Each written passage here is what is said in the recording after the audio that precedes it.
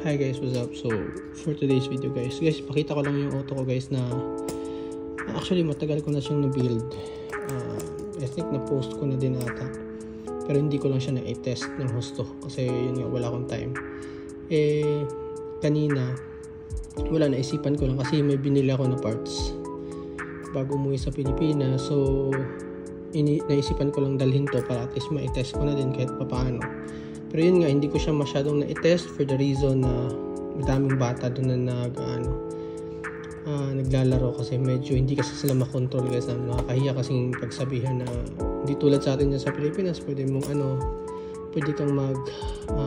pwede mo silang kausapin yung mga bata na ikaw muna yung maglapag, tapos next sa kanila naman, so ganun. So medyo dito mahirap eh. So anyway, yun, pakita ko lang ito yung build na to. Super 2 sa lahat. So yung mga nagtatanong sa akin paano yung Super 2, ito na build. Ito yung siya na build. Actually guys, dun sa first na pagdating ko dun, kasi yung build ko kasi nito una, naka-sprint dash ako, 3.7 pa rin na gear, tapos yung burger dito na dampers. Ito yung dampers ko dito, burger to eh.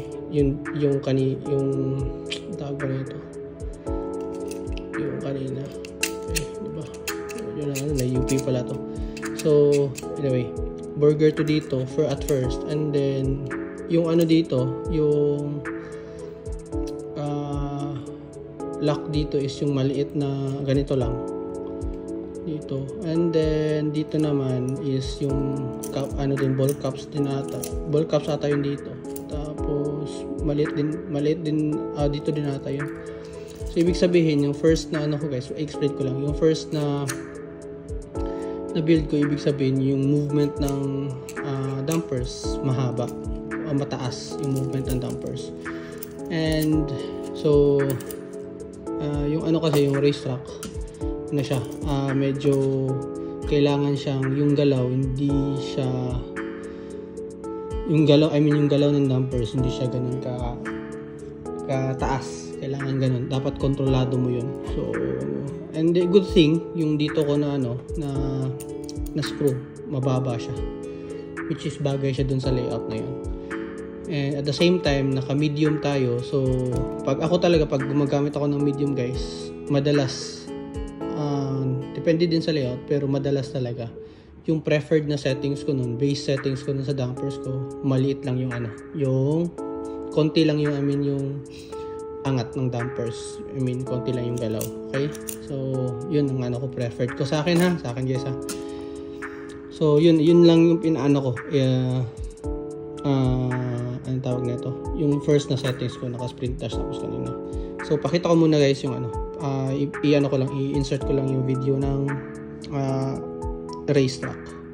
So guys, ito pala yung layout nila. Andun yung sa umpisa.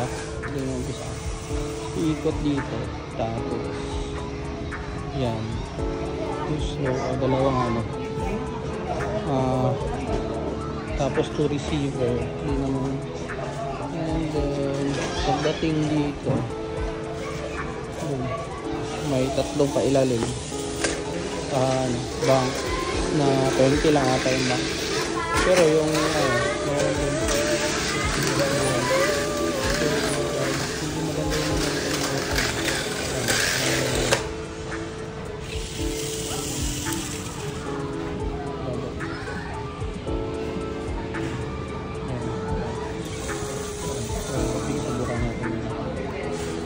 so doon guys, nakita nyo sa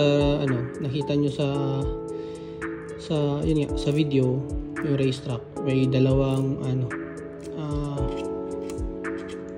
parang camelback ata yung something na gano'n, dalawang magkasunod, tapos meron siyang mataas din pero actually guys, yung critical lang naman dun yung dalawang yung double parang camelback something, ewan ko, kalimutan ko pangalan.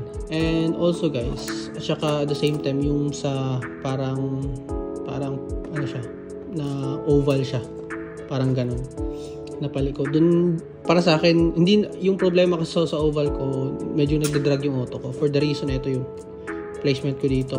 Ito na rollers. So, kailangan ko tong baguhin na placement ng rollers na to. So, kung mababa to konti, yung eto, kanina, somehow hindi nagtadrag, sana dapat yun. But anyway, so pakita ko lang muna guys yung video pala. Ito din, insert ko din yung video ng yung pinatakbo ko siya ng test na ang tawag ba nito?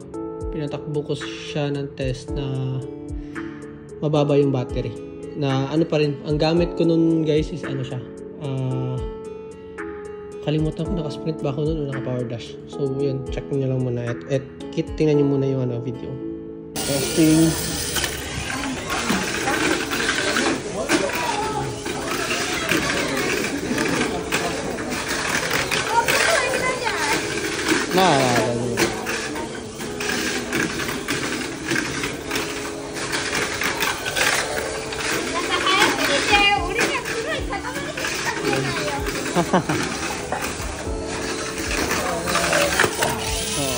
Mababa lang yung battery. Palitan natin. So, yun nga, sara na yun guys. Tumapos naman siya. Okay naman siya.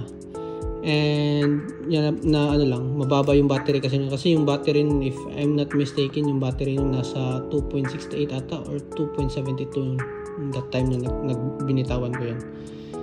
So, yun, nagpahit ako ng battery. And then, actually guys, hindi ito yung brakes nun. May nilagay ako dito, pink pa rin yung brakes, kaso alam ko yung pink na yun, hindi yun siya pantay. So, pinatakbo ko siya. And, makikita nyo guys, ipakita ko muna. Tumapos naman siya. Pero, ipakikita ko guys kung bakit, parang meron ata akong clip. I-insert ko na lang yung clip na video na pinatakbo ko siya na hindi pantay yung brakes. Para at least, makita nyo din, ma-observe nyo yung importante, kung gaano ka-importante yung pantay na brakes. Okay? So, yung brake settings ko, 1mm dito, blue. Ganyan ko lang siya paglagay. Diretsohan na. Kasi wala kang time. So, pakita ko din yung So, ito yung clip pala guys. Tingnan nyo muna. Ngayon natin, estate ko siya ng mababang battery. Hindi ako nagkakamali, sa 2.6 na rin lahat. So, ngayon, may chinarge ako na. So, ano natin, 2.96. Check muna natin yung keep age niya guys. Sa 2.96 na palitan ko na ng battery. Check ko lang yung keep age niya. Okay guys, so yung keep age niya is ito, 42.26 yung keep age na takbo niya. So guys pala guys, yung settings ko lang is ganyan lang sa brake. Ganyan. Okay. Then dito sa likod, ganyan lang. Tapos naka-slimline lang ako. Yan. Testing natin guys.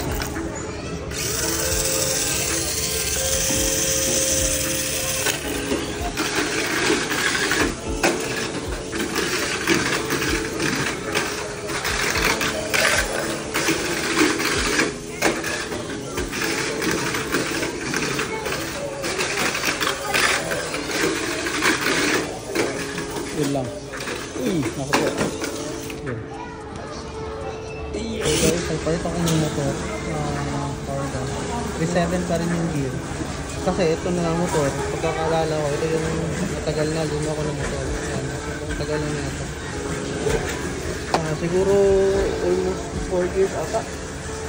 3 years ba yung motor na ito. Ito matagal na. Napapansin ko kasi sa takbo niya, medyo walang masyadong torque. Kasi wala na talaga. Ang bagal na. So, yan, papalit na. And, kuha ko ng battery. Pero ito, na-pull na siya. So, check na.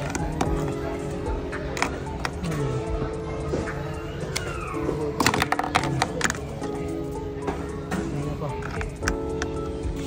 Yan. So, 2.87. Ano ko muna? Subok muna natin.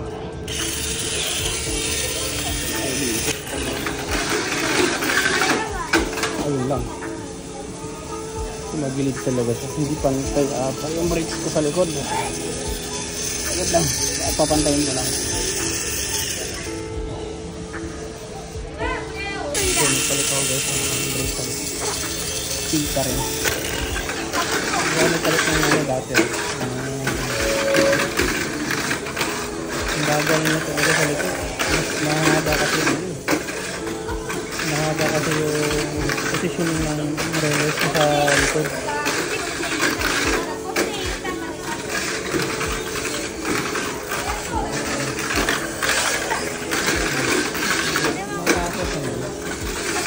Babagalan na.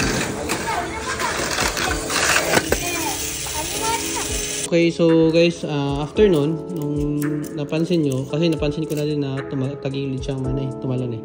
So, pinalitan ko, hindi kasi nagpantay. So, pinalitan ko yung brakes ng pink pa rin, pero ano na siya, pantay naman siya na pagka-hulma. So, pinantay ko, umanap ako ng yung brakes ko na nagawa, yung mga used na brakes ko na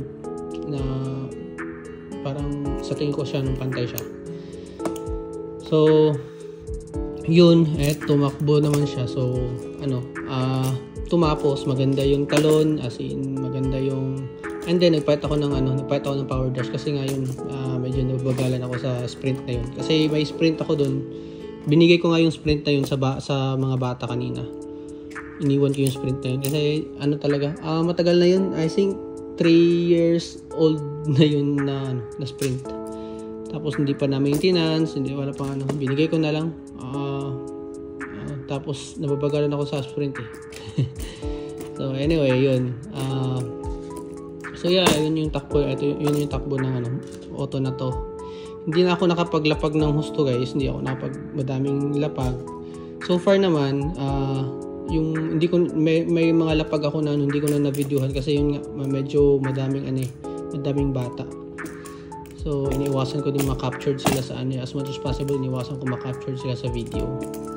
Sa yun yung mga bata kasi bawal yung nang walang consent tapos bata pa. Bawal talaga. But anyway, so yun nga, yung takbo na to, yung runs ng auto na to, ng Super 2. So if may question kayo, so yung mga nagtatanong ng Super 2, so ito na nagawan ko na guys ng kaunting test. So nasa inyo na kung susundan nyo So kung basihan nyo na mabuti, may ikita ko lang guys, yung dito may yan na spacer washer yung malaking washer, yan dito pa. Okay.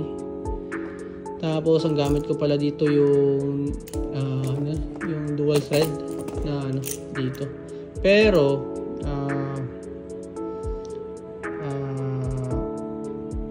ang maiging para sa akin guys, medyo mahaba na siya eh. Kaya naubusan kasi ako ng cap screw. Naubusan ako ng cap screw nun. Kaya yung plano ko talaga cap screw sana, kaso nung napansin ko na yun nga hindi siya yung tatagos nga dito, parang hindi siya pwede. So ang ginawa ko yung dual thread ang ginagamit ko dito kasi matibay, aside na matibay, tapos swak siya sa ganitong style na chassis pasukan. Okay, so ito yung yung screw ko dito is if I'm not mistaken 25mm lang ata to. 20mm, no, 20mm. Tama, 20 ata 25, parang ganun. Okay, so dito ito naman yung sa akin. Okay, sa side ito din is 25mm. Yeah, 25mm din to. And ito yung gusto kong palitan, cap screw. Na siguro ilalagay ko dito na cap screw is most likely is yung 30mm. Okay, so ito tama pa rin yung dito, pero yung dito na side is baka paba ko siya konti ng mga around dito na side, dito na part. Yung ito. Pwede naman hindi palitan, na lang ibalik ta rin lang, pero depende kung alin yung masusunod. Tapos gumamit ako ng 3PT as attachment point niya. Ano pa ba? Lang ako. Popsicle lang ako dito. Hindi ako extended popsicle lang to. Gamit ko. Okay, so slimline ang gamit ko kasi mas maganda yung pwede ka mag-adjust ng anong tawag nito? Dampers. Pero kung base ano mo, tupi nga yung UP nga yung screw ko. So pwede ka mag-adjust ng dampers. But I suggest na yung gamitin nyo dito is ito, yung slimline sa S2 ha, slimline at saka yung tawag ba na ito? Slimline at saka yung bowl, yung ganito. Okay, so I think yun lang guys, yun lang yung naka-medium hard tires at ito. Oo, tama. If hindi ako nagkakamali. So, yeah, yun lang. So, yun lang yung settings na to guys. So, mag-adjust sa always lang guys, maging maano lang kayo sa especially sa S2. Yung dito, yung play ng dampers nyo. Isa sa pinaka-critical yan sa lalong-lalo na kapag naka-medium tires kayo. So, yun lang yung pag-anuhan nyo.